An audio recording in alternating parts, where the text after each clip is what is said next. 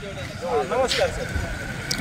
Sir आता आपला प्रवास कसा आहे आणि कुठून आलेला आहेत आणि कुठं चाललेला आहेत आणि तुमचं मत काय आहे मनोगत का तुमचं व्यक्त करा. लातूर जिल्ह्यातील अहमदपूरहून येथून आलेला आहे. ते आमच्या अहमदपूर तालुक्यामध्ये हाडोळती म्हणून गाव आहे. त्या हाडोळतीमध्ये एका शेतकऱ्याने आऊत ओढला खांद्यावर म्हणून मंत्रालयामध्ये विधिमंडळाच्या अधिवेशनामध्ये त्यावर चर्चा झाली आणि मंत्र्यांनी त्या शेतकऱ्याला फोन करून सांगितलं बाबा आम्ही तुमची कर्जमाफी करणार आहे. मंत्र्यांनी तिथे पैसे देऊन दिले, त्यांचं कर्जसुद्धा नीट केलं. मग मला एक प्रश्न पडला की बाबा एका शेतकऱ्यानं आऊत ओढला म्हणून या सरकारमधील मंत्र्यांनी कर्जमाफीचं आश्वासन दिलं, त्याचे पैसे भरून कर्ज. मग महाराष्ट्रातल्या सगळ्या शेतकऱ्यांना काय पाप केलं? म्हणजे हे सरकार महाराष्ट्रातल्या सगळ्या शेतकऱ्यांना नांगर ओढायची वाट बघणार आहे का? मग म्हणजे बाकीच्या शेतकऱ्यांना नांगर ओढण्यापेक्षा मीच नांगर घेऊन मंत्रालयात निघाले.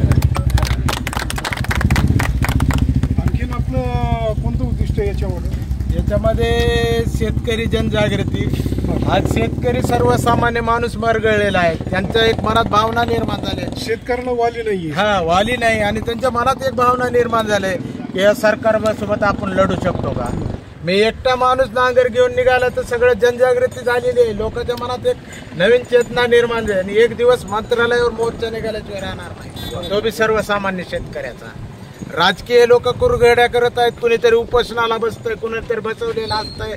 अशामधून शेतकऱ्यांना आणि सर्वसामान्य माणसाच्या तोंडाला पानं पुसण्याचं काम करत आहे. शेतीमाल आणि जी सध्याची महागाई आहे याच्या तुलनेच्या बाबतीमध्ये काय म्हणायचं? बरोबर आहे, कारण आज बघितलं खताचं पोतं किती रुपयाला होतं, DAP किती होतं मामा? 1200 रुपये. त्याच्या अगोदर 400 रुपये. आज कितीला झालाय?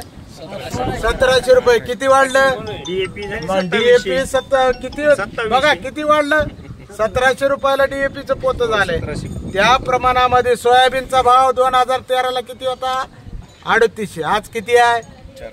4000. 200 रुपये वाढले. इकडे बघितलं तर ते 4पटीनं 5पटीनं खता बियाचे सगळ्याचे भाव वाढले आणि आपल्या सोयाबीनचा भाव आणखीन.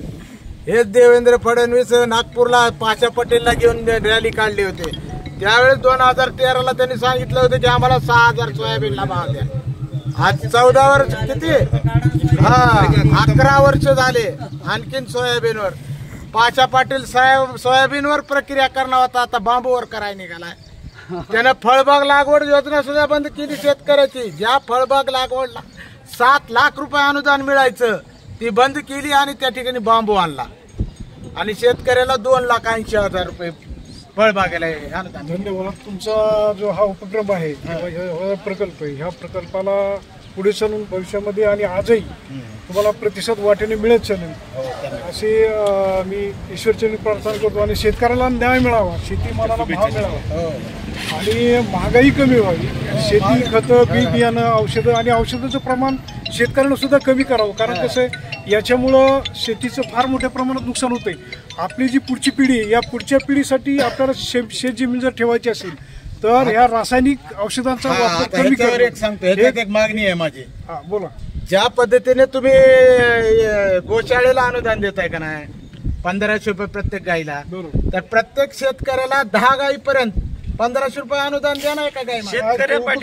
तिथं शेण बी येईल आणि नैसर्गिक शेती निर्माण होईल, खतावरला अनुदान वाचेल. सरकारचं ते नियोजन आहे. ते नियोजन काय करायला त्यांनी एक योजना काढायची त्याच्यात खायचं नका ना करू. आता आपल्याला पत्रक पडेपर्यंत आता योजनेचा आपल्याला पाठपुरावा करावा लागेल, त्यांची वाहवा करावी. बरोबर आहे. तर धन्यवाद. आपलं धन्यवाद सर.